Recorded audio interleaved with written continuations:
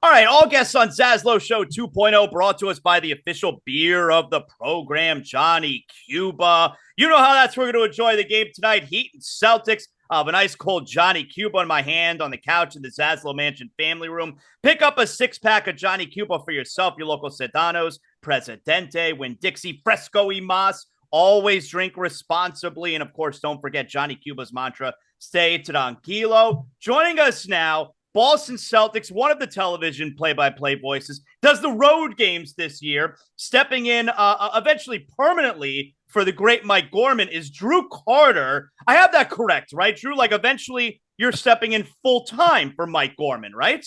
That's correct, Zaz. You nailed the technicalities there. It's funny, people around here still seem to struggle with that. Like, what's going on? Are you calling the game tonight? Especially when it's a national exclusive game like tonight's game is. So I will not be on the call tonight. It's a TNT only.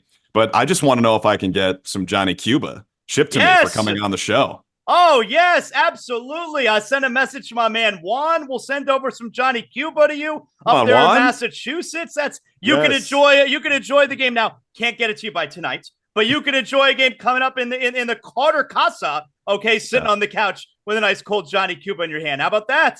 That sounds fantastic. I don't believe they sell Johnny Cuba up in these parts. I mean, maybe like a Sam Adams is what I could procure for tonight, but I think the Heat fans are going to need some Johnny Cubas in order to get through this game because, look, obviously the Celtics are the best team in the NBA. I work for the team. I'm incredibly cocky when it comes to the Celtics, even though I don't contribute to winning at all. But I do think the Heat on a back-to-back in this little skid, Zaz. What's going on with your team? Yeah, they're in like that weird malaise, right? It's why actually the acquisition of Terry Rozier comes at a great time because it feels a little stale right now. We're at end of January, beginning of February, right smack in the middle of the season.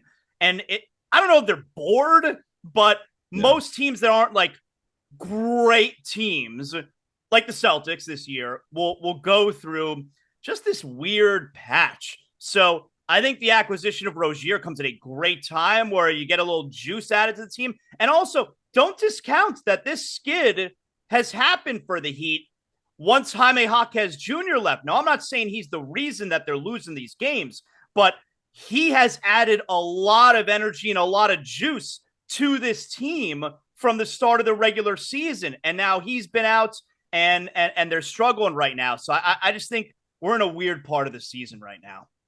No doubt. And looking at the standings, I would say the Heat got to be careful here because it's kind of jammed up when you look at the 1 through 8, but then I realize, no, they don't. They don't got to be careful. I mean, they can be an 8 seed and go to the finals. We all know this. I mean, the Terry Rozier acquisition, to me, and I don't mean the pun here, but that is scary.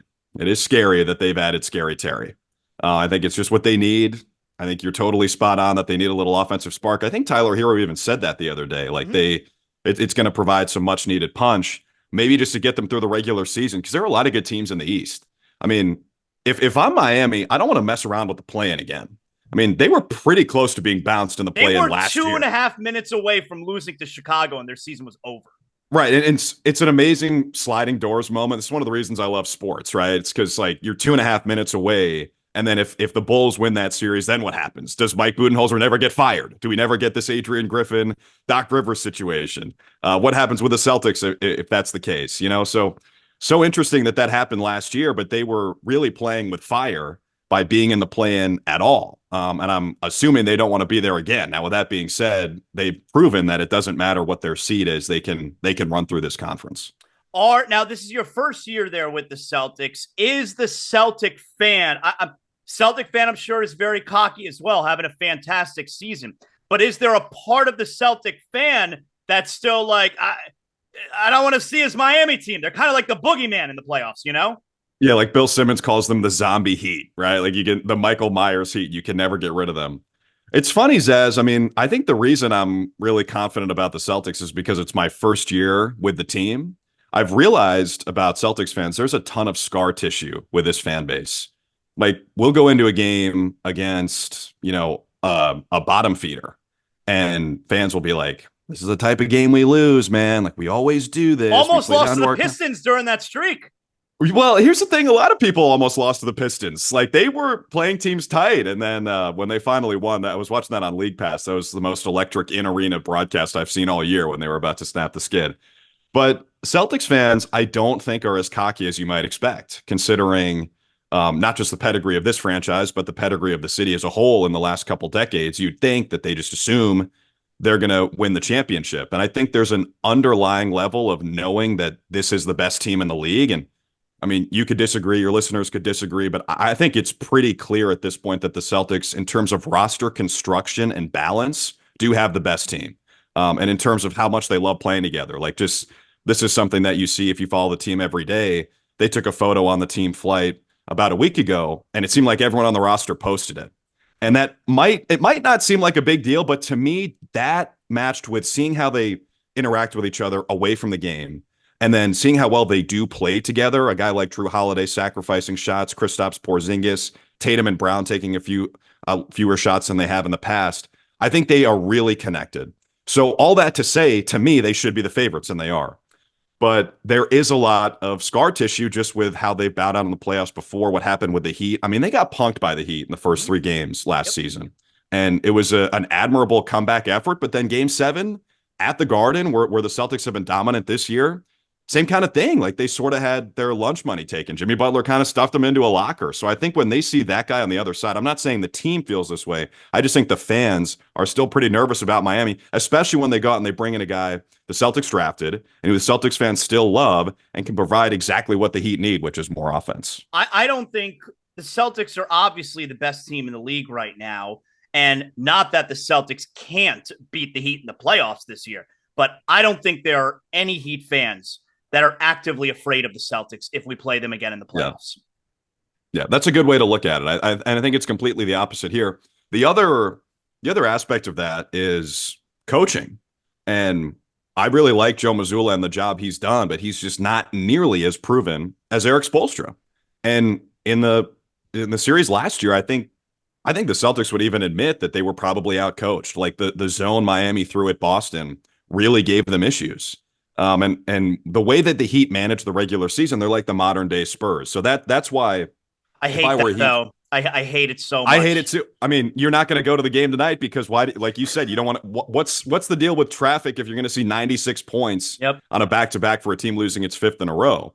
We all hate it as basketball fans, but the thing is, it has worked for them in the last 4 years.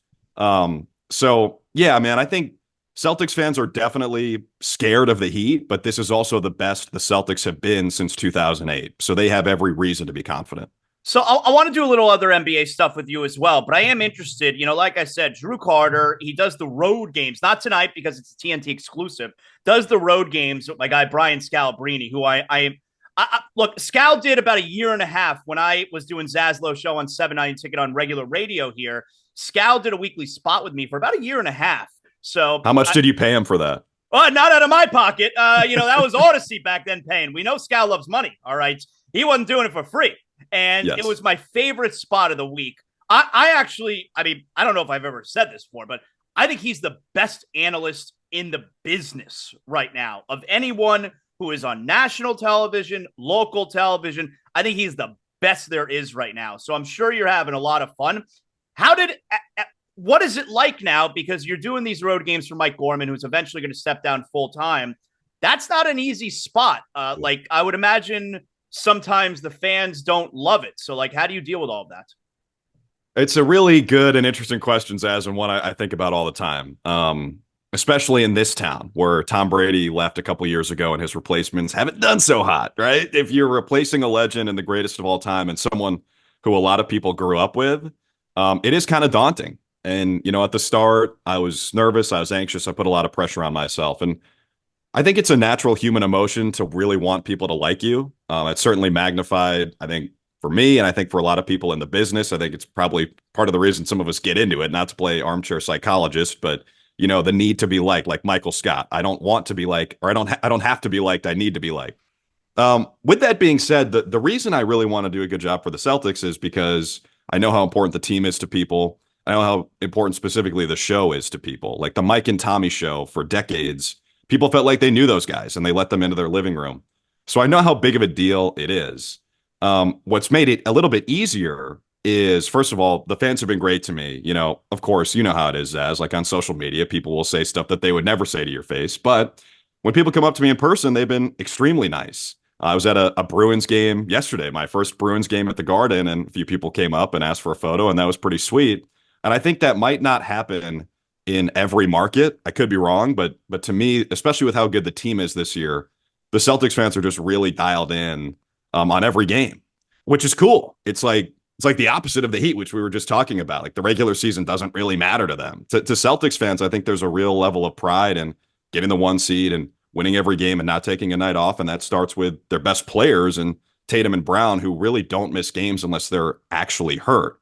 And if you look at our ratings this year, they've been through the roof. People are clearly very excited about the team, and it probably helps us that the Patriots suck. And like, this is a Celtics town right now. And the Bruins got embarrassed themselves by a South Florida team at the Garden. And people probably we owned both those teams in the playoffs last year. Just own them.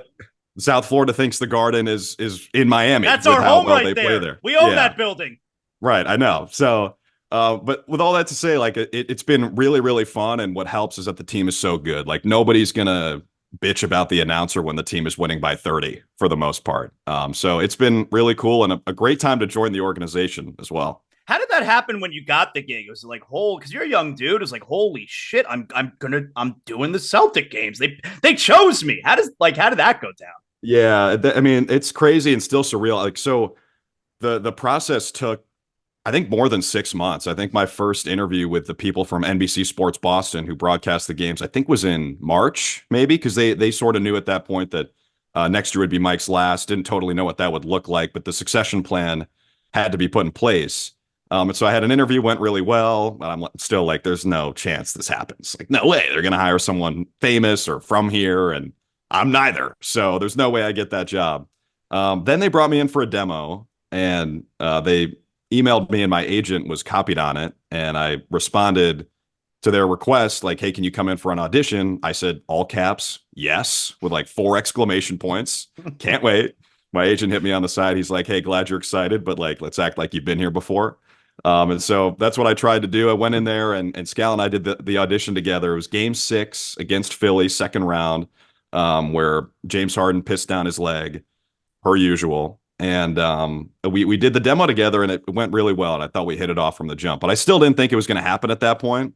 And then fast forward all the way through the summer, had an interview with the president of the Celtics, Rich Gotham, which at that point I was like, all right, this is a busy dude who can't be doing that many of these.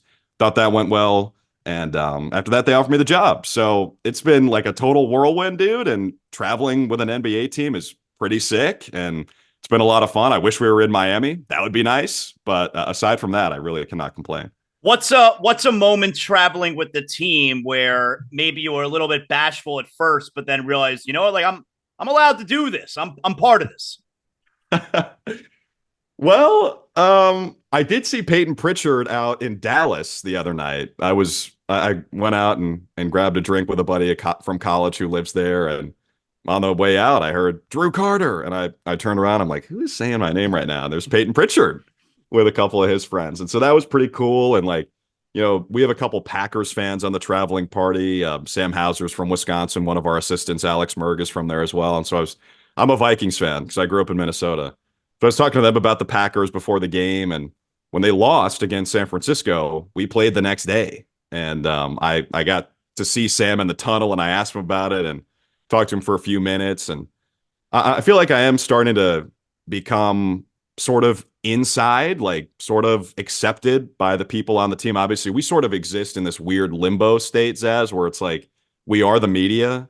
We don't work for the Celtics, but we do travel with them. Mm-hmm. So trying to, you know, get as comfortable with people as possible and help them know that, like, even though we are part of the media, we also sort of work for the Celtics, and we love the team. And the reason we want them to win is because we like the guys we work with and we travel with. And also it makes the job more fun. And I get invited on shows like this. Have you ever had, like, I feel like this is a very baseball thing that happens to broadcasters, but have you ever had any of the players who have not liked something that you said on the broadcast? It usually ends up being a game of telephone.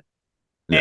and the right information doesn't actually get to the player, and then they get mad at the broadcaster. Like I said, I feel like it's a very baseball thing that happens. Has that happened at all?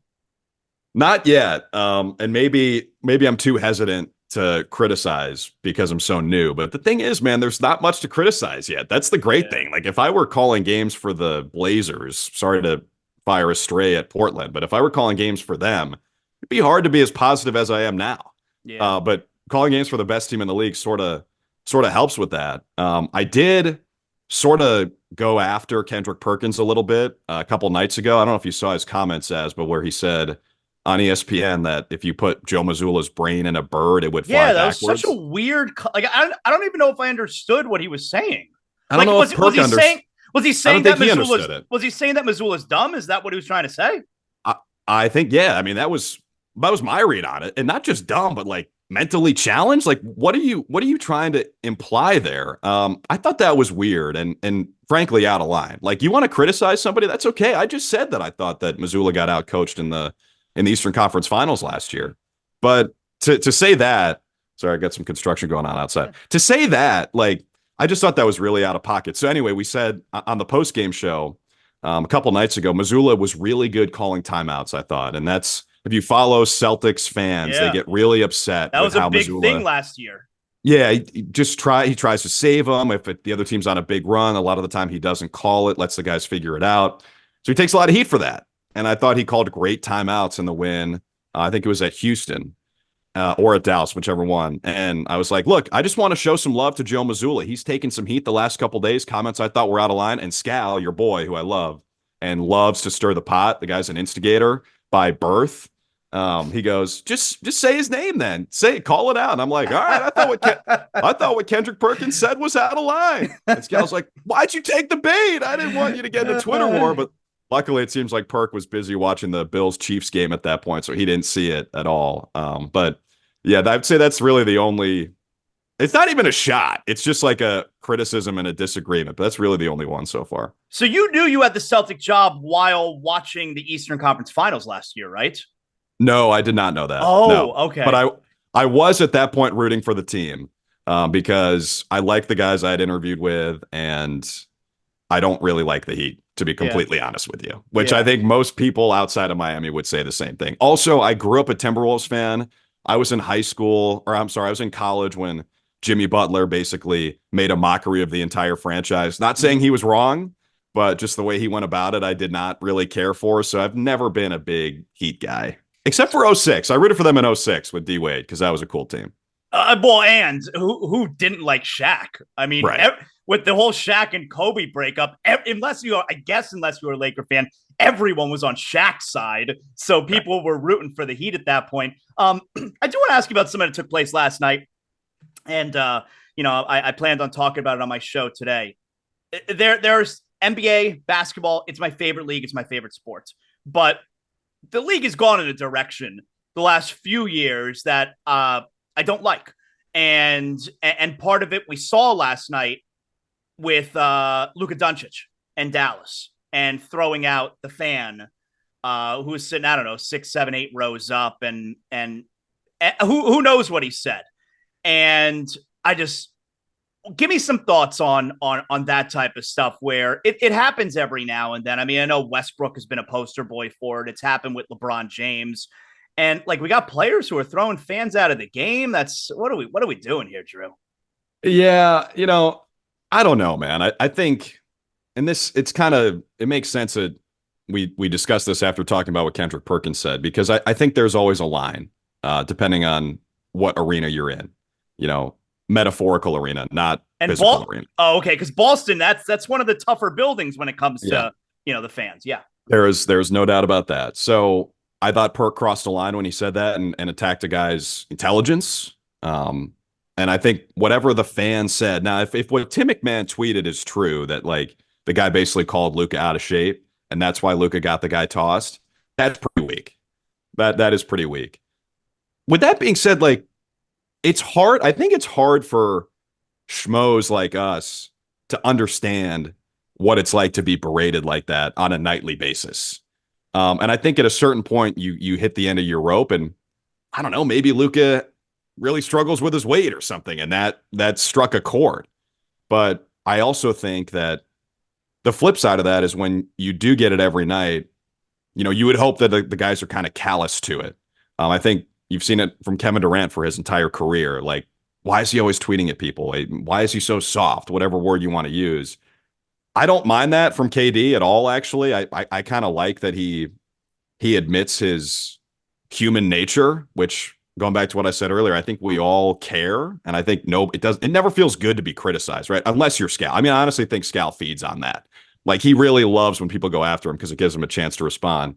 But yeah, I don't know, man. I mean, I haven't really seen that with that many guys aside from Luka. And you mentioned Russ. Russ is the one where I don't really understand the Russ equation, because you're not allowed to make fun of Russ's jumper, but when Rudy Gobert's at the free throw line, Totally. he's allowed to completely clown him. And that video was hysterical. Like the one of him on the bench talking to the fans. I thought that was so funny.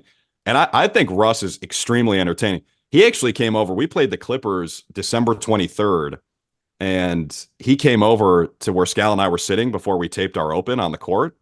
And he was like sort of miming what Scal was doing behind his back. And there was a video that the NBA put on their Instagram. You can see it.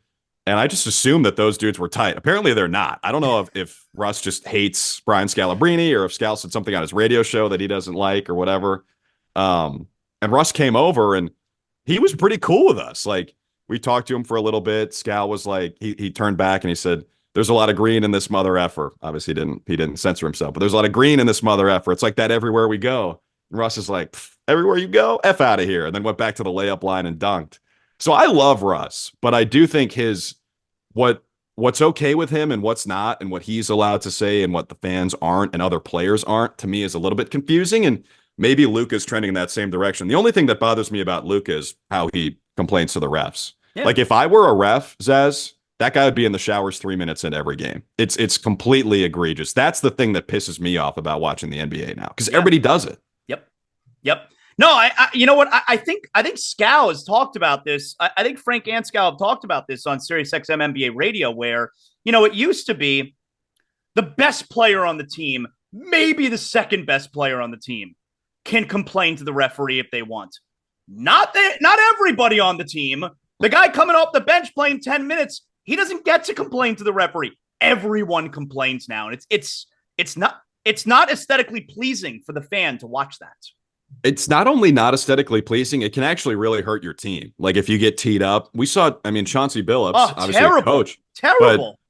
Yeah, like, my man, if you're going to be that pissed about not getting your timeout called, maybe put your hands in the T formation like everybody else does, and maybe call it earlier. That was bizarre. And then he gets teed up twice, and they end up losing a close game. So if you get a technical foul and you're giving up points in a close game, that's crazy. And then you also take yourself out of a play. I mean, there were a couple times when we played Dallas a couple days ago where I said on the broadcast, I'm like, all right, 5-on-4 for the Celtics. Luka's on the other side complaining, and here we go. Yeah. I think he's the worst defender right now. To be honest, Jokic does it a ton, and I love watching Jokic play. Same thing for Luka. The guys are incredible. But even our dude, Tatum, I think, complains a lot. And he said the other day that, he's a very self-aware person. When he got tossed the other day, the game was already in hand. And I'm thinking, like, that's okay, bro. But if they had come back and won that game, that'd be a bad look. If you assumed that the game was over, so you were like, all right, I can get thrown out now because I can complain. Like, maybe just don't do that. Stay in the game. What'd you make of Adrian Griffin getting fired? And then, to another extent, weird look for Doc Rivers now too. Really weird, right? And now the reports are that he's been working as like a counselor for the Bucks ever since the in-season tournament. I'm just kind of bummed that we don't get Doc in the media anymore, because I thought he was fantastic. Like, I really liked listening to him on the ESPN broadcasts and on the Bill Simmons podcast. Those were, I thought, a must listen, because he was pretty honest. I thought he was candid when he was talking about James Harden and how everything kind of went wrong in Philly. And his comments about what makes a team good and what can trip up a team that might even be the most talented. So I'm bummed that he's out of the media. The Adrian Griffin thing, just weird from the jump. conflicting reports about why he got hired. Like, did Giannis really want him, or did he just want to block Nick Nurse from getting the job? Which, by the way, why wouldn't you want to play for Nick Nurse? Yeah. Does he play his guys too many minutes? Is he too tough in practice? What's the problem? Because he's an NBA champion. And the Sixers are like a top 3 team right now in the metrics. And he has sort of unlocked Tyrese Maxey and I think allowed Joel Embiid to go to a new level. So that's the first question, is why don't you want Nick Nurse? Second question is, should they have fired Bud in the first place? I mean, we talked about it earlier. Like, that is a butterfly effect moment. The Heat beating the Bulls late in the play-in tournament, because let's say the Bulls win that game and then the Bucks take care of them. Who knows? Like, maybe Bud is a 2-time champ. But instead he gets fired like year after winning a championship. So that's the other part that's weird. But it just, even though they're a 30-win team at this point and they have one of the best records in the league, you could just tell that it wasn't right. Like, you could tell it that they weren't going anywhere in the playoffs. Like, if they ran into the Heat again, I think the Heat would be favored in that series. I don't care what the seeds are, because they don't play any defense. And a big part of that is losing Drew Holiday and replacing him with a dude who plays zero defense in Damian Lillard. But there's also some schematic stuff there. I don't claim to be enough of a basketball savant to really understand it, but I know that they used to protect the rim and now they don't. I know that they used to drop coverage and now they don't.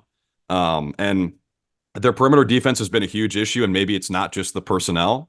And look, man, I don't know if you saw the videos, but they looked like they were having the time of their lives before the game the other night, or last night, their first game after Griffin got fired. They looked like a class of 8th graders who had a substitute that day. So and they knew that they were going to have a fun. Yeah, but it's weird though. And you read in some of the other reports, I went back and read when Terry Stotts left the team, and that was another bizarre thing. It's like, this is Dame's boy, and he's got a ton of experience. He's been a head coach for over a decade, including with the Bucks, and he leaves right before the season.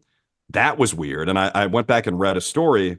There was an anecdote in there about, at a shoot around, apparently Adrian Griffin huddled the team, everybody, players and coaches, and said, all right, after we talk here, we're going to have a coach's huddle, right? So they break the huddle. Players go one way, coaches go the other way. Stotts goes with the players to talk to Giannis and Dame about the offense they were running, because I think Stotts was going to, run most of the offense. And Griffin like beckoned him, hey man, like, we got a coaches meeting over here. And I don't know if it got contentious or what, or if Stotts felt like he got shown up in front of everybody and he deserves more respect, but especially from Griffin, who hadn't even coached a game at that point. And so from the jump, it just seems like Adrian Griffin might have been trying too hard to be the intense, I'm laying down the law, this is what we need, high energy guy, when he was entering an organization that just won a championship a couple of years ago. Does Giannis really need somebody to get him to be competitive? He's the most competitive dude in the league. Does Dame really need somebody to tell him how to operate? So I think it just went wrong from the start. And I actually commend John Horst and the Bucks for doing something about it. Even though their record is really good, it feels like kind of a knee-jerk reaction, but I think it's the right move because they weren't going anywhere with him. They had to make a change. I think it was the right move too. I do. I think I don't like the Doc Rivers part of it, but I think it was the right move too, because I think if even if they're 30-13, if you identify there is a problem and you wait till it actually becomes a real problem, which is losing in the first round, before you fix it, you've waited too long. So if you can identify there's going to be a serious problem, do something now about it. And at least they're trying to do something now about it. What's interesting about the Doc aspect of this is, can you imagine if Doc Rivers takes over the Bucks and beats the Sixers and Celtics on his way to the finals? Yeah. I mean, obviously I want the Celtics to win because, like I said, I like the team and sort of work for the team, but I also like Doc Rivers. And I think that'd be interesting. He didn't get fired in Boston. There are conflicting reports about what happened there anyway, but he certainly got fired in Philly. So if he takes both those teams out on his way to the finals and maybe they beat the Clippers to win a championship, that would be like a freaking sports movie. Or he blows a 3-1 series lead to the Clippers. And that's probably more likely. Yeah, that's right. Drew Carter, excellent appearance here on the program. I appreciate you hanging out with us and giving us so much time. Enjoy the game tonight. Hopefully you don't enjoy it as much as I do. That would mean a Heat victory. I don't feel great about tonight, but nonetheless, really good having you on the program. Thanks a lot, Drew. Zaz, thank you, man. And I'm praying for you dealing with that brutal Miami traffic. It must be so tough. I don't living have in to. South I Beach. stay right here in the Yeah. ZASLOW mansion. I have everything I need under this roof and between these four walls. I'm good to go.